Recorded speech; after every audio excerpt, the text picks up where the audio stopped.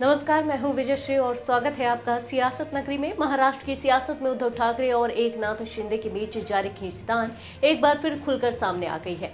बाला साहेब ठाकरे की पुण्यतिथि पर आयोजित कार्यक्रम में उप मुख्यमंत्री एकनाथ शिंदे ने सीधे मंच से ठाकरे ब्रांड पर बड़ा दावा किया और बिना नाम लिए उद्धव ठाकरे पर तीखा राजनीतिक वार किया।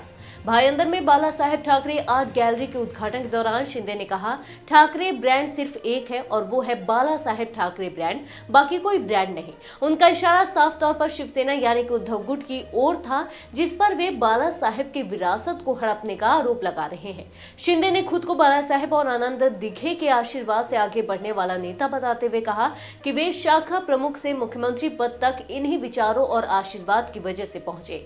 उन्होंने कहा, बाला साहेब ही थे जिन्होंने हिंदुओं को गर्व से कहने की हिम्मत दी कि वे हिंदू हैं।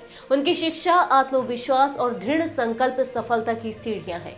इसके साथ ही शिंदे ने महाराष्ट्र को छत्रपति शिवाजी महाराज, भगवान राम और भगवा की विचारधारा से जोड़ते हुए कहा कि राज्य को महाराष्ट्र धर्म को आगे बढ़ाना होगा। जून 2022 की बगावत पर बोलते हुए शिंदे ने एक बार फिर अपने फैसले को सही ठहराया। उन्होंने कहा कि उन्होंने किसी लुका छिपी की राजनीति नहीं की, बल्कि सीधा रास्ता अपनाकर महाराष्ट्र को कांग्रेस के चंगुल से बचाया।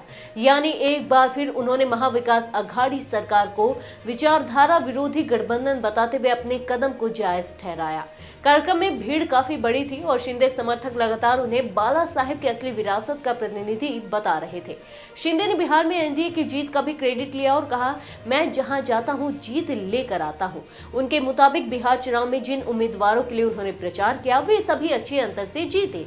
शिंदे ने पुण्यतिथि पर पहले आनंद आश्रम जाकर बाला साहेब ठाकरे और आनंद दिघे को श्रद्धांजलि दी। ये पूरा घटनाक्रम साफ दिखाता है कि महाराष्ट्र की राजनीति में विरासत की लड़ाई, विशेषकर ठाकरे ब्रांड 2025 में भी उतनी ही गर्म है जितनी 2022 के बगावत के वक्त थी।